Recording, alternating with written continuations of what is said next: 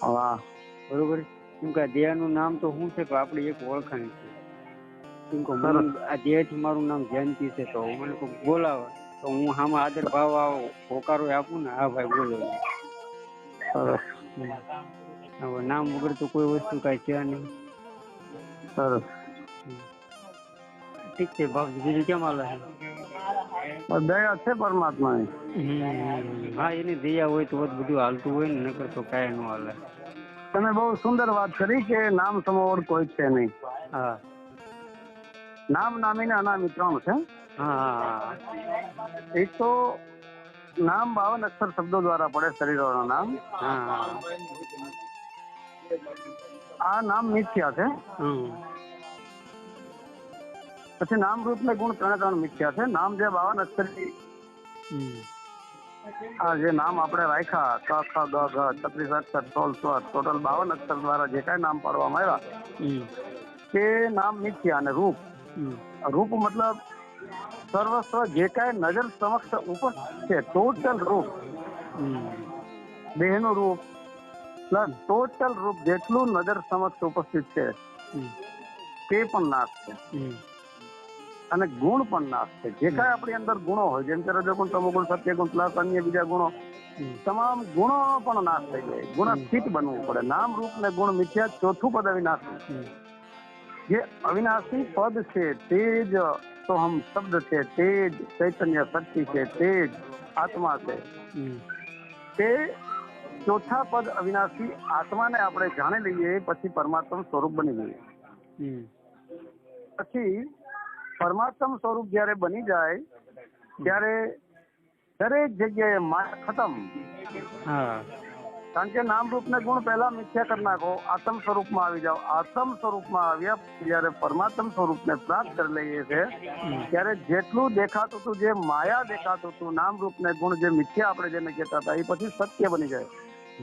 પણ ક્યારે બને? જ્યારે આપણે આત્મા ને જાણી લઈએ, આત્મ અવસ્થામાં આવી જઈએ ત્યારે જે આપણને માયા દેખાતી હતી પછી સર્વસ્વ પરમાત્મા સ્વરૂપ જ દેખાય. કણ કણમાં, અણુ અણુમાં, સ્થાવર જંગમ, જલમાં, થલમાં, બધી જગ્યાએ પછી પરમાત્મા જ દેખાય. કારણ કે આપણે જોવાની જે દ્રષ્ટિ છે એ માયાવી દ્રષ્ટિ છે, પણ માયાવી દ્રષ્ટિને હટાવીને આધ્યાત્મિક દ્રષ્ટિએ તમે જોવો એટલે સર્વસ્વ પરમાત્મા જ છે. પરમાત્મા સિવાય બીજું કાંઈ છે. જેને આપણે માયા જોતા હતા, માયા કોણ જોતું હતું? કારણ કે આત્માની અંદરથી સર્વપ્રથમ પ્રગટ થયું અંતકરણ ને આપણે આત્મા કહીએ છીએ, બરાબર? અંતકરણ. તો અંતકરણ, બરાબર.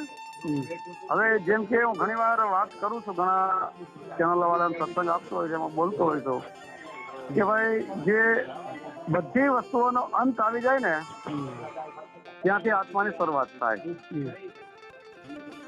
આત્માની અંદરથી, અંતરૂપી આત્માની અંદરથી કરણ પ્રગટ થયું. કરણ એટલે ક્રિયા, કરણ એટલે સાંભળવું. કરણમાંથી ચિત્ત પ્રગટ થયું, ચિત્ત. ચિત્તમાંથી મન પ્રગટ થયું, સંકલ્પ અને વિકલ્પ. પછી બુદ્ધિ પ્રગટ થઈ, બુદ્ધિએ નક્કી કરવાનું કામ છે. પછી અહંકાર પ્રગટ થયો, અહંકારનું કામ છે આચરણમાં મૂકવાનું. પછી મન, ચિત્ત, બુદ્ધિ અને અહંકાર દ્વારા આખી દુનિયાનું નિર્માણ થયું. અને મન, ચિત્ત, બુદ્ધિ દ્વારા જ્યાં સુધી આપણે દુનિયાને જોઈ રહ્યા છીએ ત્યાં સુધી સર્વસ્વ આપણને માયા લાગે છે, માયા દેખાય છે. પરંતુ જ્યારે તમામ વસ્તુ મન, ચિત્ત, બુદ્ધિ અને અહંકાર અંતકરણમાં લય થઈ જાય, એ કરણમાં લય થાય, કરણ લાસ્ટમાં અંતમાં લય થઈ જાય. અંત એટલે જ્યાંથી આત્માની શરૂઆત થાય, સર્વસ્વનો અંત આવી ગયો. એટલે ત્યાંથી પછી એ અવસ્થાએ આપણે પ્રાપ્ત પહોંચી જઈએ ત્યારે સર્વસ્વ પરમાત્મા જ પરમાત્મા છે, એના સિવાય બીજું કાંઈ છે. બસ આ જ વસ્તુ છે.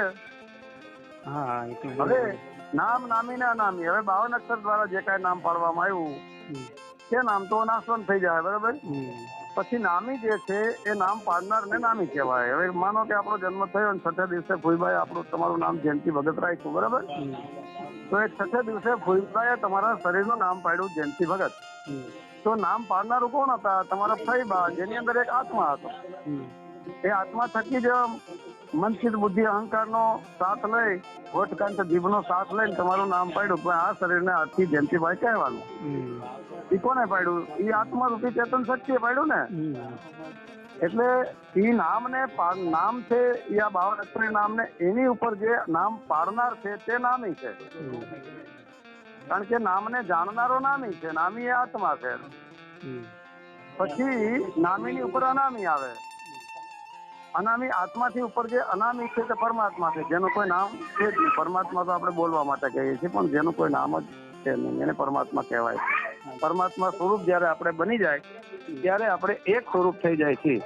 કારણ કે દરેક જગ્યાએ જે આપણે જોઈએ છીએ ત્યાં જગત સમક્ષ જે ઉપસ્થિત થાય, જે આપણે માયા દેખાય છે, પણ એ માયા મટી જાય એટલે સર્વસ્વ પરમાત્મા જ છે. પરમાત્મા સિવાય બીજું કઈ છે જ નહીં.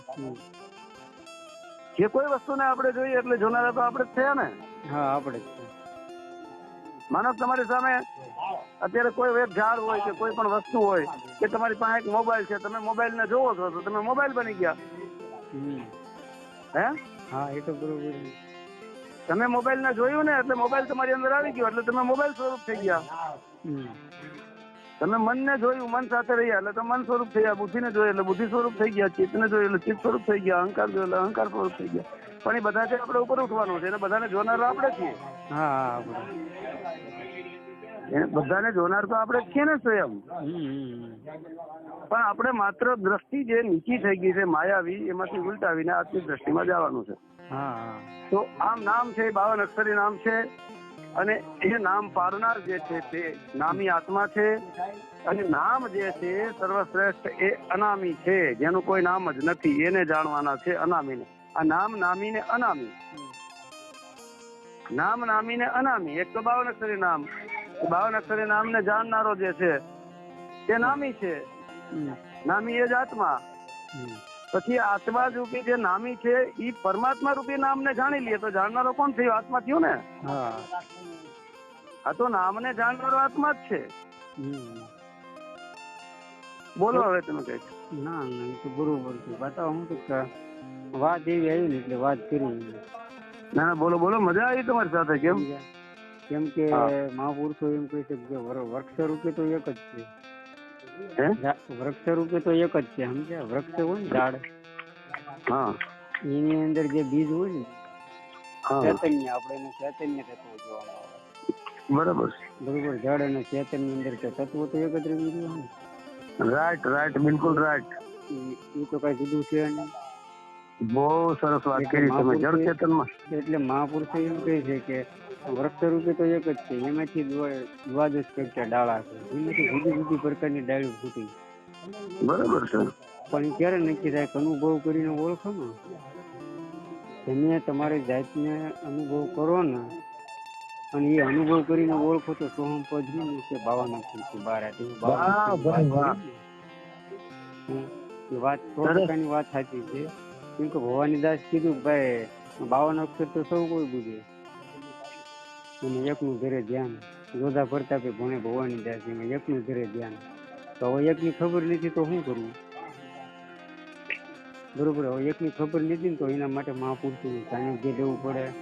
એ કે એ પ્રમાણે જાણી ગણમાં રહેવું પડે, આપણે હાલવું પડે, તો એનો અનુભવ થાય.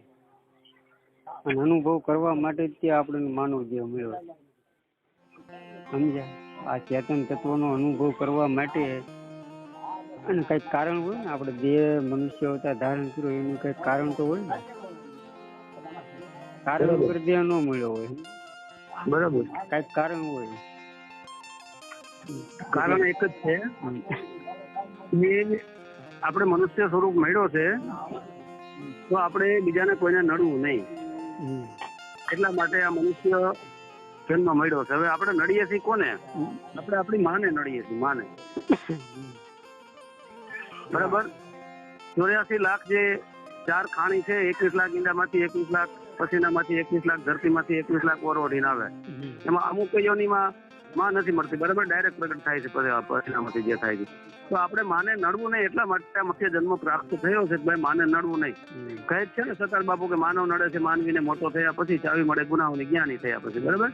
તો માનવ નડે છે માનવીને. એટલે આ માનવ છે ને એ નડે છે માનવીને. નવી માં વારંવાર ધારણ કરતો રહીએ છે. બરાબર. તો હવે આપણે નવી માને નડવું નહીં. એટલા માટે આ મનુષ્ય જન્મની અંદર ભક્તિ ભજન કરી મુક્તિ મોક્ષ પ્રાપ્ત કરી લે, જેથી આપણે બીજી નવી માના પેટમાં ગર્ભ ધારણ કરવું નહીં. નવી માને ખોટી તકલીફ આપવી ને પ્રસૂતિની. પણ સાચું ઠપકો આપ્યો કલ્યાણ જે સાહેબ રહ્યા ને કલ્યાણ સાહેબ દાદાજીઓને ઠપકો આપ્યો ભાઈ ભક્તિ વિના ન રહ્યો ને ભૂત સમાન છે હામો મેળો નહીં હારો. બરાબર છે. ઠીક ઠીક એની જનેતાનો રાયો એને નકામાનો નૂર ગમે. બહુ સરસ. બરોબર. આપણે એવું સાંભળ્યું છે કે જે માની વેદના રહે ને માની એ એક વીખી કવિરો હોય ને એની કરતા ડબલ જે વેદના થતી હોય ને તો જયારે માં ગર્ભમાંથી બાળકનો જન્મ દેતું હોય ને બરાબર એટલી એને વેદના થતી હોય અને એ વેદનામાંથી આપણે મુક્ત કર્યા અને જો આપણે મા બાપને કીધું ન કરીએ બરાબર તો પછી આપણો મનુષ્ય જન્મ આખો વેળો જાય ને.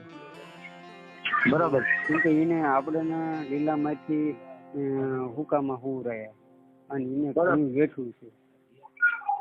બરાબર. બરોબર. એને ઘણું વેઠવું છે અને આપણે એ કે એમ ન કરીએ તો પછી આપણો જન્મ વિકાર ગણાય. એટલે એમ કહે છે કે ભક્તિ વિના નર છે ને એ ભૂત સંબંધ છે. સામો મળે ને તો સારો નહીં. અમુક આપણો દિવસે બગડી જાય. સમજે. એટલે ગુરુ સમાન નહીં કોઈ દાતા માત પિતા કે પુત્ર કે વાતા. નિત્યદિન જો ગુરુના શરણા સેવે ને તો ગુરુ મહારાજ છે ને એ અભય પલમાં જીવે છે ને. બે ગુરુને યાદ રાખવાના. પહેલા ગુરુ માતા પિતા ને છેલ્લા હાથમાં ગુરુ. બે ગુરુને જ માનવાનું કારણ કે માતા પિતાએ શરીર આપ્યું. શરીર આપ્યું આપણો જન્મ થયો તો આપણને પેલા ગુરુ મળ્યા ને. એટલે માતા પિતા અને હાથમાં ગુરુ આ બે શ્રેષ્ઠ. એ તો ભાઈ બરોબર જ છે ને ભાઈ. અહીં એ હતા તો આપણને બધી ખબર પડી. માતા પિતા અને હાલો ભગત ને એક જવાનું થયું છે. વળી પાછું આપણે ક્યારેક મુલાકાત છે લઈશું. હું તમારો નંબર લઈ લઉં.